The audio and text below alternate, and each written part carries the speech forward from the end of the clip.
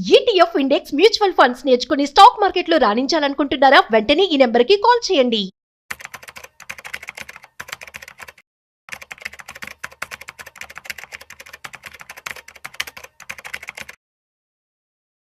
పేదవాడు ఇంకా పేదవాడుగా మారిపోతున్నాడు, ధనవంతుడు ఇంకా ధనవంతుడిగా మారిపోతున్నాడు. మరి పేదవాళ్ళు కూడా ధనవంతులు కావాలంటే చాలా ఇన్వెస్ట్మెంట్ ప్లాన్స్ అయితే ఉన్నాయి. సో అదే వ్యత్యాసం అన్నమాట రిచ్ అండ్ పూర్కి.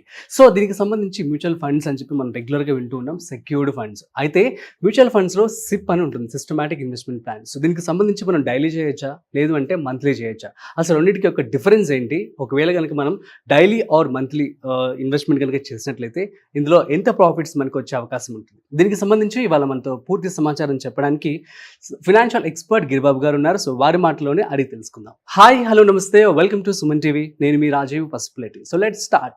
హాయ్ సార్, నమస్తే. నమస్తే అండి. సార్ ఎలా ఉన్నారు? ఫైన్ అండి. సార్ మనం చూస్తూ ఉన్నాం రెగ్యులర్గా సిప్ అనేది ఇప్పుడు అందరూ కూడా చేస్తూ ఉన్నారు. అండ్ యూనో అవగాహన అయితే అందరికీ ద పర్స్పెక్టివ్ మారిపోయింది. ఇన్వెస్ట్మెంట్ చేయాలి, దాచుకోవాలి అని చెప్పి. సో ఇందులో ముఖ్యంగా మనం చూస్తూ ఉన్నట్లయితే సెక్యూర్డ్ ఈజ్ మ్యూచువల్ ఫండ్స్. ఇందులో డైలీ ఇన్వెస్ట్మెంట్ చేయొచ్చా, at the same time monthly investment, అసలు స్ట్రాటజీని ఎలా చూస్ చేసుకోవాలి అండ్ దీనివల్ల బెనిఫిట్స్ ఏంటి? ఎస్ఐపి అంటే కేవలం ప్రతి నెల చేసే లేదా ఎవ్రీ మంత్ చేసే కేవలం ఇన్వెస్ట్మెంట్ ఒకటే కాదు. ఎస్ఐపి అంటే systematic investment plan that can be done every day, every month, లేదా ఉన్నప్పుడు చేసుకుంటూ పోండి. సిస్టమాటికల్లీ మనం కనుక మన అకౌంట్లో నుంచి వెళ్తూ ఇన్వెస్ట్ అవుతూ ఉంటే దాన్ని సిప్ అంటాం. అది డైలీ కూడా చేసుకోవచ్చు. ఇప్పుడు కొంతమంది నా క్లయింట్స్ కిరాణా షాప్ వాళ్ళు ఉంటారు. అవును సార్. కిరాణా షాప్ వాళ్ళు, పెట్టి బిజినెస్ చేసేవాళ్ళు, చిన్న చిన్న బిజినెస్, వీళ్ళకు ఎంప్లాయీస్ లాగా ప్రతి నెల 1st తారీఖు 5th తారీఖు ఇట్లా ఒక శాలరీ లాగా రాదు వాళ్ళకు. వాళ్ళకు డైలీ బిజినెస్ జరుగుతుంటుంది, కొంచెం మొత్తం అకౌంట్లో పడుతూ ఉంటుంది. మరి అలాంటి వాళ్ళకు నేను ప్రతి నెల చేయాలి అంటే నా దగ్గర ఒకసారి 20,000 రూపాయలు ఎస్ఐపి అంటే ఉండవు అకౌంట్లో. మరి వాళ్ళ పరిస్థితి ఏంటి? అందుకనే ఎస్ఐపి ఒకప్పుడు ఏంటంటే ఫండ్ హౌసెస్ ఫిజికల్గా అప్లికేషన్స్ తీసుకునేప్పుడు ప్రతి ఒక్క ఫండ్ హౌస్కి డేట్స్ ఉండేవి, స్పెసిఫైడ్ డేట్స్ వాళ్ళే పెట్టేవాళ్ళు. అది 5, 10, 15, 20 అని. కొన్ని ఫండ్ హౌసెస్ 2, 8, 6 ఇట్లా వాళ్ళకి పెట్టుకునేవాళ్ళు. నేను 2020కి ముందు ఎస్ఐపి చేసేప్పుడు అందరికీ ఫిజికల్గానే ఉండేది ఎక్కువ. అప్పుడు అప్లికేషన్ ఫామ్లో టిక్ చేసేవాళ్ళం. 2వ తారీఖు, 5వ తారీఖు, 3వ తారీఖు ఇట్లా టిక్ చేసేసి చేసేవాళ్ళం. నేను ఏం చేసేవాడిని అప్పుడు కూడా, నార్మల్గా ఒక 10,000 ఎస్ఐపి చేస్తే దానికి ఒక 3-4 ఫండ్స్ సెలెక్ట్ చేసుకుంటే ఒకవేళ ఆ 4 ఫండ్స్ కూడా ఒకే డేట్ కాకుండా డిఫరెంట్ డేట్స్ ఉండేలాగా నేను చూసుకునేవాడిని. సో అప్లికేషన్ ఫామ్, అందులో ఉన్న డేట్స్, ఏ 2 ఎస్ఐపిలు ఒక డేట్లో ఫాలో అవ్వకుండా నేను డివైడ్ చేసేవాడిని. దానివల్ల ఏమన్నా డిఫరెన్స్ ఉంటుంది? లాంగ్ రన్ లో పెద్ద డిఫరెన్స్ ఉండకపోవచ్చు, కానీ నార్మల్గా ఏంటంటే ఈ షార్ట్ టర్మ్ లో మనకు వొలటాలిటీ అని ఉంటుంది కాబట్టి మార్కెట్ ఏంటంటే ఎవ్రీ మంత్ లో చాలా ఈవెంట్స్ జరుగుతూ ఉంటాయి. ఇప్పుడు every month 10th IAP data వస్తుంది, 11th 10th అట్లా వస్తుంది, జీడిపి డేటా వస్తుంది, ఎవ్రీ క్వార్టర్ యాన్యువల్ రిజల్ట్స్ వస్తూ ఉంటాయి, తర్వాత కంపెనీస్ యొక్క ఆర్డర్స్ వస్తూ ఉంటాయి, లేదా సెగ్మెంట్ వైజ్ గా డీటెయిల్స్ వస్తూ ఉంటాయి. F&O ఇప్పుడు ప్రతి వారం క్లోజింగ్ ఉంది, ఇదివరకు ప్రతి నెల ఒకసారి క్లోజింగ్ ఉండేది. ఆ క్లోజింగ్ అప్పుడు వీక్లీ వొలటాలిటీ ఉంటుంది. ఈ వొలటాలిటీని మనం ఎక్కువగా క్యాప్చర్ చేయడానికి అవకాశం దొరుకుతుంది. అన్ని తీసుకెళ్లి ఒకే రోజు పెడితే మళ్ళీ తర్వాత సబ్సిక్వెంట్ మార్కెట్ పడుతూ ఉంటే మనం చేయలేకపోవచ్చు ఏమి. అలా కాకుండా మన డబ్బుల్ని ఇట్లా డివైడ్ చేసుకుంటే కొంత బెటర్ యావరేజ్ అవుతుంది. దీనివల్ల లాభం అయితే నష్టం మనం బాధపడకుండా భయపడకుండా. ఎగ్జాక్ట్లీ, ఇది నేను ముందు నుంచి ఫాలో అయ్యేవాడిని. ఇప్పుడు ఏం చేశారంటే ఆన్లైన్ వచ్చిన తర్వాత ప్రతి ఫండ్ హౌస్ కూడా డైలీ మీ నచ్చిన రోజు ఎస్ఐపి చేసుకోవడానికి అవకాశం ఉండేలాగా డైలీ ఎస్ఐపిస్ ఇంట్రొడ్యూస్ చేసేసారు. మీరు ఎందుకంటే ఎవ్రీ డే ఉంటుంది, మీరు ఎప్పుడైనా చేసుకోండి, కాబట్టి డైలీ కూడా చేసుకోండి. సో ఇది వచ్చిన తర్వాత చాలా అడ్వాంటేజ్ ఏమైందంటే ఇప్పుడు చిన్న బిజినెస్ పీపుల్కి ముఖ్యంగా వాళ్లకు ఎవ్రీ డే అకౌంట్లోకి వచ్చే చిన్న మొత్తాలు ఎవ్రీడే ఇన్వెస్ట్ చేయడానికి కూడా అవకాశం ఉంటుంది. అట్లా నా దగ్గర చాలా మంది ఇన్వెస్టర్స్ డైలీ సిప్ చేసే వాళ్ళు బోల్డ్ మంది ఉన్నారు. ఒక క్లయింట్ డైలీ 10,000 ఇన్వెస్ట్ చేస్తాడు ఎవ్రీడే. ఎందుకంటే 3 lakhs చేస్తాడు, కానీ ఉండవు ఒకరోజు 3 lakhs. ఎందుకంటే ఆయనకు బిజినెస్ కదా, ప్లైవుడ్ బిజినెస్ ఉంటుంది. అది వాళ్ళకు క్యూఆర్ కోడ్ల ద్వారా వాళ్ళకు అదే గూగుల్ పే ద్వారా అకౌంట్ లో వేస్తూ ఉంటారు వీళ్ళు కస్టమర్స్. కనుక డైలీ క్యాష్ లో నడుస్తూ ఉంటుంది, దాన్ని అలాగే ఇన్వెస్ట్ చేస్తుంటాడు. ఒక సెలూన్ షాప్ అతను అన్నాడు, అతను కూడా డైలీ 1000 ఇన్వెస్ట్ చేస్తూ ఉంటాడు. సో డైలీ సెలూన్ వాళ్ళకు బిజినెస్ అవుతుంది కదా, మరి వాళ్ళు పే చేస్తారు కదా, అదంతా ఇన్వెస్ట్ చేస్తూ ఉంటారు. అయితే నాకు ఇది ఎప్పుడు అర్థమైందంటే, నేను అమీర్పేట్లో ఇప్పుడు కాదు, ఒక 10 years back, so Ameerpet, Begum Bazar అటువంటి ప్లేసులలో కొంతమంది షాప్ వాళ్ళు ఏం చేసేవాళ్ళు అంటే, అప్పట్లో ఉండేది ఫెసిలిటీ, ఇప్పుడు లేదు, కెనరా బ్యాంక్ వాళ్ళు ఒక ఫెసిలిటీ ఇచ్చేవాళ్ళు. వాళ్ళ దగ్గర నుంచి ఒక వ్యక్తి వచ్చి రోజు కలెక్షన్ తీసుకెళ్తాడు. ఇది రోజు 500, 1000 ఎంత తీసుకెళ్తాడు. అది తీసుకెళ్లి అతను ఎంత తీసుకెళ్ళి జమ చేస్తుంటాడు అకౌంట్లో. జమ చేసి 365 days అంటే 1 year తర్వాత ఎంత జమ అయిందో అంత పెద్ద మొత్తం ఒకసారి ఇచ్చేసేవాళ్ళు. ఒక్క రూపాయి ఎక్స్ట్రా ఇవ్వడు, కానీ అదంతా తీసుకెళ్లి జమ చేసి ఒక పెద్ద మొత్తంలో ఇస్తాడు. చూడండి ఎంత బెస్ట్ కాన్సెప్ట్ ఇది. వాళ్ళకు ఈ చిన్న చిన్న బిజినెస్ పీపుల్ వాళ్ళకి ఒక పెద్ద మొత్తం ఒకసారి రావడం చాలా ఇంపార్టెంట్. అక్కడ వాళ్ళు లాభం ఆశించట్లేదు, రూపాయి కూడా లాభం రాదు, వాళ్ళకు తెలుసా విషయం. ఏంటంటే వాళ్ళకు డైలీ వచ్చి ఒక 20,000-2,000 క్యాష్ తీసుకుపోయే వాళ్ళు కావాలి. అది జరుగుతోంది. ఇప్పుడు నేను వాళ్ళకి అప్రోచ్ అయినప్పుడు మీరు ఎస్ఐపి చేయండి, ఇలాగే డైలీ చేయండి అంటే మరి బ్యాంకులు ఎవరు ఇస్తారు? రోజు మేము పోవాలా బ్యాంక్ లేడానికి? కుదరదు. ఇప్పుడు అంటే యూపీఎస్ వచ్చాయి, యూపీఐ పేమెంట్ వచ్చింది, బ్యాంక్ పేమెంట్స్ వచ్చాయి. నేను చెప్పేది ఒక 5 ఏళ్ల క్రితం. అంటే ఈ ఎస్ఐపి అనేది ఎప్పటి నుంచో ఉంది. ఉన్నప్పటికీ ఇలాంటి కొన్ని రకాల డైలీ ఇన్వెస్ట్ చేయడము, లేకపోతే నచ్చినప్పుడు చేసుకోవడము, ఎనీ డే చేయడము, ఇలాంటి మన ఇన్నోవేటివ్ థాట్ ప్రాసెస్ ఇంట్రడ్యూస్ చేసిన తర్వాత ఎస్ఐపి బికమ్ మోర్ పాపులర్. నా SIP has become a product అయిపోయింది మార్కెట్ లో. ఎస్ఐపి అనే పేరు చూసి ఎల్ఐసి వాళ్ళు ఎస్ఐఐపి అని ఒక పాలసీ కూడా లాంచ్ చేసేసారు. ఎందుకంటే ఎస్ఐపి వెళ్ళిపోయింది. ఇవన్నీ ఇట్లాంటి ఇన్నోవేటివ్స్ నేను ఎప్పుడో ఇంప్రూవ్మెంట్ చేస్తుండేవాడిని. ఇప్పుడు డైలీ ఎస్ఐపి కూడా వచ్చిన తర్వాత అందరికి చాలా ఈజీ కూడా అయిపోయింది. సో నేను ఏంటంటే నాకు డబ్బులు ఉన్నప్పుడు చేయక్కర్లేదు, ఎప్పుడైనా చేయొచ్చు అంటే చేయొచ్చు, డైలీ చేసుకోవచ్చు. మీరు చెప్పినట్లు ఇట్ షోస్ దట్ మంచి రిటర్న్స్ అయితే ఇవ్వడం జరుగుతుంది. ముఖ్యంగా డైలీ వేజెస్ వాళ్ళకి అయితే ది బెస్ట్ అని చెప్పాలి. డైలీ చేయాలనుకుంటే లేదంటే మంత్లీ సాలరీ వచ్చే వాళ్ళైతే మంత్లీ పెట్టుకోవచ్చు. అది ఎలా ఉంటుంది. సో ఇప్పుడు మరి వీళ్ళు ఎటువంటి మ్యూచువల్ ఫండ్స్ సెలెక్ట్ చేసుకోవాల్సి ఉంటుంది? ఏమైనా బెస్ట్ మ్యూచువల్ ఫండ్స్ మీరు చెప్పగలరా? ఇప్పుడు నార్మల్గా మనము ఒక డాక్టర్ దగ్గర డాక్టర్ నాకు ఒక బెస్ట్ మెడిసిన్ ఇవ్వండి అని అడుగుతామా? అఫ్ కోర్స్ నో, అడగం కదా. ఏమడుగుతాం? ఫస్ట్ మన సమస్య అంటే చెప్తాం. చెప్పిన తర్వాత సమస్య తీర్చడం కోసం ఎటువంటి మెడిసిన్ ఇస్తే మీకు సూటబుల్ అవుతుంది, ఇంజెక్షనా, సిరంజా, లేకపోతే క్యాప్సూల్సా, టాబ్లెట్సా, లేదా సర్జరీయా, డాక్టర్ విల్ డిసైడ్. ఆ డాక్టర్ డిసైడ్ చేసిన తర్వాత ఆ ప్రకారం ట్రీట్మెంట్ జరుగుతుంది. అంటే అక్కడ ఏం జరుగుతుంది, మన సమస్యకు తగ్గట్టుగా, అనారోగ్యం తగ్గట్టుగా వైద్యం చేస్తున్నారు. అంతేగాని నాకు చాలా మంది ఫస్ట్ క్వశ్చన్ ఏంటంటే నాకు బెస్ట్ మ్యూచువల్ ఫండ్ చెప్పండి, నాకు ఒక 5 మ్యూచువల్ ఫండ్ కామెంట్స్ కూడా వస్తూ ఉంటాయి కదా. అందరికీ నేను చెప్పేది ఏంటంటే మీ ప్రశ్న ద్వారా బెస్ట్ మ్యూచువల్ ఫండ్ అనేది ఎప్పుడు ఉండదు, ఓన్లీ సూటబుల్ మ్యూచువల్ ఫండే ఉంటుంది. మీరు కావాలంటే నేను ఒక ఎక్సర్సైజ్ చేసా చెప్తాను. మీరు చాట్‌జిపిటికి వెళ్ళండి, వెళ్ళి what are the best funds in 2016 కొట్టండి, what are the best mutual funds in 2018 కొట్టండి, బెస్ట్ మ్యూచువల్ ఫండ్ 2020 కొట్టండి, బెస్ట్ మ్యూచువల్ ఫండ్ ఇన్ 2022 కొట్టండి, బెస్ట్ మ్యూచువల్ ఫండ్ టుడే కొట్టండి. మాక్సిమం మీకు 1 లేక 2 ఫండ్స్ మించి రికరింగ్ కావాలి. ఇప్పుడు కొడితే ఒకలాగా వస్తాయి, అవే 2022 కొడితే ఇంకోలాగా వస్తాయి, ఇంకో ఫండ్స్ వస్తాయి. అంటే మరి లేవా? ఉన్నాయి. అంటే నేను ఈ డేట్స్ ఎందుకు చెప్తున్నా అంటే 16లో డిమానిటైజేషన్ బిగ్ ఫాల్, 18లో కార్పొరేట్ ట్యాక్స్ కట్, తర్వాత ఎల్టీసీజీ ఎస్టీసీజీ ఇంట్రొడ్యూస్ చేశారు, బిగ్ ఫాల్. తర్వాత 2020 Covid fall, 22 Russia Ukraine fall, 25 current. మరి అన్ని ఫాల్స్ అవుతున్నప్పుడు ఇవాళ చెప్పిన ఫండ్స్ 10 ఏళ్ల క్రితం లేవే, 8 ఏళ్ల క్రితం లేవా? ఉన్నాయి, కానీ అప్పుడు సజెస్ట్ చేయలేదు సిస్టమ్. అంటే చాట్‌జిపిటి కూడా సజెస్ట్ చేయలేదు. బెస్ట్ మనం ఎట్లా చెప్పగలం? అంటే ఆ రోజుకు ఉన్న పర్ఫార్మెన్స్ బట్టి ఇవి బాగా పర్ఫార్మ్ చేశాయి అని మాత్రమే చెప్తాము. ఒక చిన్న ఎగ్జాంపుల్ చెప్తాను. ఇప్పుడు మీకు ఒక ల్యాండ్ కొనాలి, టార్గెట్ మీది. ఆ ల్యాండ్ కొనాలి అంటే ఆల్రెడీ గచ్చిబౌలి ఏరియాలో బాగా పెరిగింది, మాదాపూర్, కొండాపూర్ ఇవి బాగా పెరిగాయి, కనుక వెళ్ళి కొనండి అంటే మీరు కొంటారా? కొనం. ఎందుకు కొనరు? ఎందుకు కొనమంటే ఆల్రెడీ ప్రైస్ ఎక్కువ ఉంది, రైజ్ ఎక్కువైపోయినాయి, అక్కడ సాచురేషన్కి వచ్చేసింది. ఇక్కడ కాదు, నేను అలాంటి మరో గచ్చిబౌలి, మరో కొండాపూర్, మరో మాదాపూర్ కావాలి అంటే నేను ఔటర్ రింగ్ రోడ్కి వెళ్తా, RRR దగ్గరికి వెళ్తా, లేకపోతే గట్ దగ్గరికి వెళ్తా అని ఆలోచిస్తారు. ఎందుకు వెళ్తున్నారు అక్కడికి? ఫ్యూచర్ ప్రాస్పెక్ట్స్ ఉన్నాయి కదా. మీరు ఒక రియల్ ఎస్టేట్ ఏజెంట్ అప్రోచ్ చేయాలనుకోండి, ఇక్కడ రైల్వే స్టేషన్ వస్తుంది, లేకపోతే ఇక్కడ పలానా డెవలప్మెంట్ వస్తుంది, లేదా మైక్రోసాఫ్ట్ ఆఫీస్ వస్తుంది, లేకపోతే హైటెక్ సిటీ లాంటి ఇంకొక ప్రభుత్వం ప్రపోజ్ చేస్తుంది, లేక 3 లైన్ రోడ్ వస్తుంది, ఏవో డెవలప్మెంట్ గ్రోత్ ప్రాస్పెక్ట్స్ చెప్తారు. అంటే ఇక్కడ కొంటే ఆ ఫ్యూచర్ వచ్చే డెవలప్మెంట్ ప్రకారంగా నా ల్యాండ్ పెరుగుద్ది అనే ఉద్దేశమే కదా మీది. మరి అది మీరు మ్యూచువల్ ఫండ్కి వచ్చేప్పటికి గతంలో ఏం పెరిగాయి, గతంలో ఏం పర్ఫార్మ్ చేసేవి, గతంలో ఏం వచ్చినాయని చూస్తే మళ్ళీ జరుగుతాయి అవి. సో ఆ మిత్ని అడగటం ఆపేసేయాలంటారు. ఎగ్జాక్ట్లీ. నేను రీజన్ చెప్తాను ఎందుకు ఆపాలో.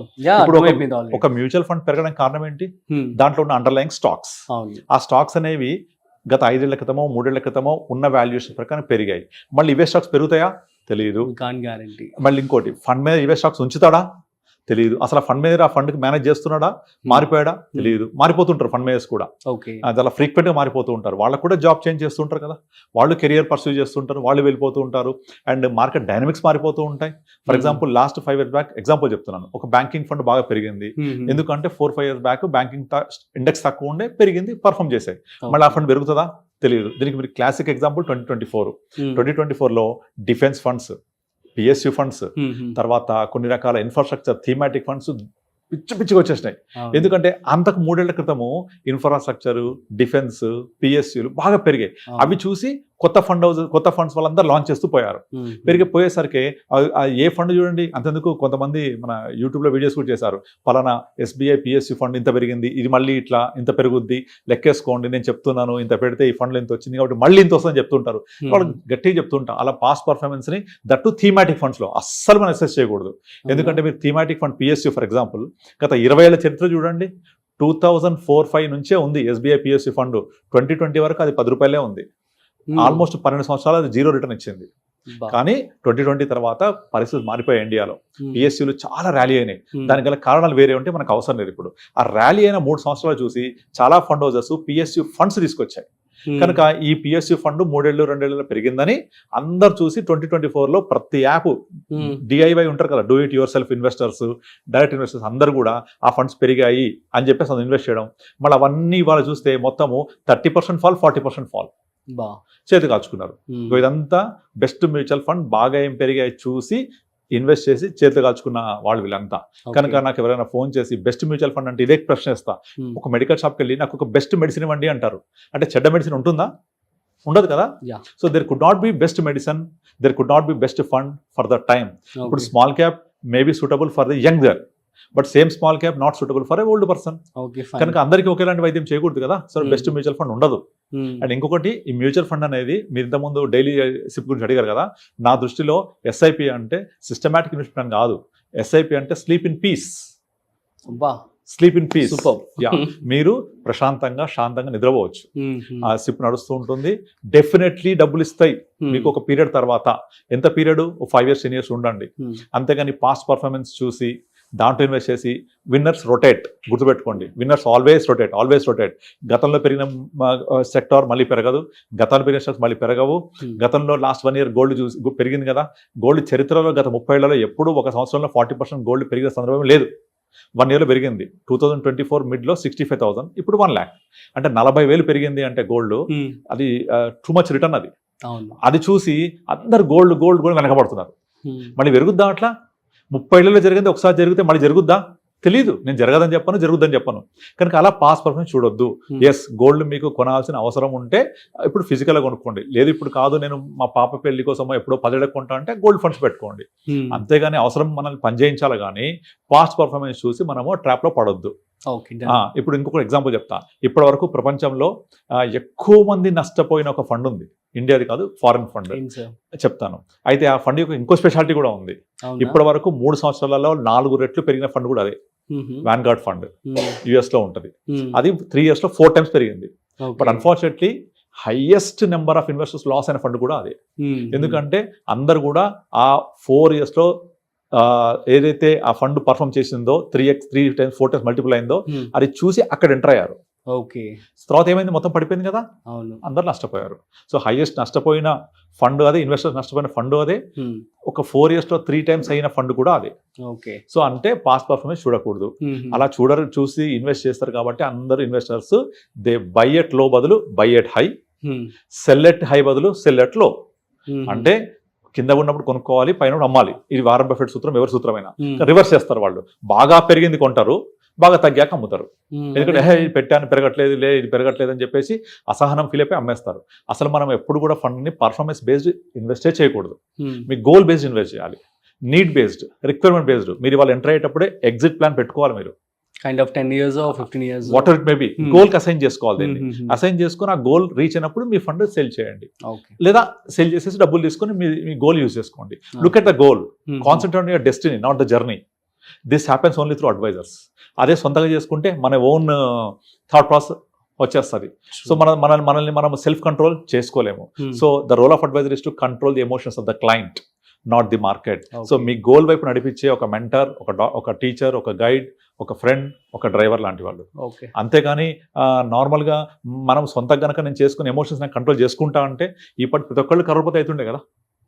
కనుక బెస్ట్ ఫండ్స్ ఉండవు, ఓన్లీ సూటబుల్ ఫండ్స్ ఉంటాయి. అలాగే SIP మంత్లీ, డైలీ ఎప్పుడైనా చేసుకోవచ్చు. So you can have a sleep in peace. Okay, fine sir, super, nice clarity ఇవ్వడం జరిగింది. సో గైస్, మీ అందరికీ అర్థమైంది కదా, mutual funds are the one of the best investment purpose కోసం మనం పెట్టుబడి పెట్టేటువంటి ఫండ్స్ అనమాట. ఇందులో భాగంగా మీరు డైలీ పెట్టుకోవచ్చు, at the same time monthly కూడా పెట్టుకోవచ్చు. సో కాకపోతే సార్ అని చెప్తూ ఉన్నారంటే బెస్ట్ ఏది అంటే, సో బెస్ట్ అనేది ఉండదు, సూటబుల్ మాత్రమే ఉంటుందని చెప్తున్నారు. సో ఇందులో ఎంత అర్థం ఉందో చూడండి. చాలా మంది కూడాను ఇది బెస్ట్ అంటే అందులో కళ్ళు మూసుకొని ఇంకో ఎగ్జాంపుల్ చెప్తాను. ఇన్వెస్ట్మెంట్ చేసేస్తూ ఉంటారు. ఇప్పుడు ఒక సినిమాలో ఒక హీరోయిన్ ఒక చీర కట్టుకుంది, బాగుంది అని చెప్పేసి ఆ హీరోయిన్ పేరుతోటి ఎగ్జాంపుల్ చెప్తున్నాను, అనుష్క శారీస్ అని ఇంకేదో కాజోల్ శారీస్ అమ్ముతారు. అది కాజోల్ అనుష్క వాళ్ళు కట్టిన చీర తీసుకొచ్చి మీ వైఫ్కి ఇస్తే అది సేమ్ ఉండకపోవచ్చు కదా, రవ్వకపోవచ్చు కదా. కానీ అది కాజోల్కి బాగుంటుంది, అనుష్కకు బాగుంటుంది. మన వైఫ్ అలా ఉండకపోవచ్చు కదా, ఆ హైట్, ఆ పర్సనాలిటీ, ఆ ఫిజిక్, ఆ కాంప్లెక్స్ ఉండదు కదా. సో వాళ్ళని ఇమిటేట్ చేయొద్దు. చిరంజీవి ఒక సినిమా డ్రెస్ వేసుకుంటే చిరంజీవి సూటబుల్, అది చూసి ఇమిటేట్ చేస్తే మనం సూటబుల్ కాకపోవచ్చు. చిరంజీవి హైట్, వెయిట్, పర్సనాలిటీ అది డిఫరెంట్ కనుక ఎప్పుడు కూడా ఇమిటేట్ చేయకూడదు ఇన్వెస్ట్మెంట్ లో పర్టికులర్ గా. కానీ అందరు చేసే పని ఏంటంటే మా పక్క ఫ్రెండ్ ఏం పెట్టాడు, మా పక్క బంధువులు ఏం పెట్టారు, ఇంటి పక్క నైబర్ ఏం పెట్టాడు, కొలీగ్ ఏం పెట్టాడు, ఇవి చూసి పెడుతూ ఉంటారు. వాళ్ళ రిస్క్ అపెటైట్ వేరు, వాళ్ళ ఆలోచన వేరు, వాళ్ళ రిక్వైర్మెంట్ నీడ్ గోల్స్ అన్ని వేరు, మన రిక్వైర్మెంట్ నీడ్ గోల్స్ వేరు, అపెటైట్ వేరు. So you do your self analysis, లేదంటే follow an advisor, you'll get it. అలాగే చేయాలి. Okay, yeah. సో అర్థమైంది కదా, మరి సూటబుల్ ఫండ్స్ మాత్రమే ఉంటాయి. According to your risk appetite మీద మాత్రమే మీరు పెట్టుబడి పెట్టుకోండి. లాంగ్ టర్మ్ గోల్స్ లాగా మీరు ఫస్ట్ సెలెక్ట్ చేసుకుని తర్వాత మాత్రమే మీరు పెట్టుబడి పెట్టుకోండి అని చెప్పి గిరిబాబు గారు చెప్పడం జరిగింది. సో మీకు కనుక ఏమైనా డౌట్స్ ఉంటే ప్లీజ్ కామెంట్ చేయండి, మేము రిప్లై ఇస్తాము at the same time. So మరొక ఇంట్రెస్టింగ్ కాంటెంట్తో మళ్ళీ కలుద్దాం. అంతవరకు చూస్తూనే ఉండండి Suman TV. This is Rajeev signing off. Video నచ్చినట్లయితే like, share and subscribe. Thanks for watching.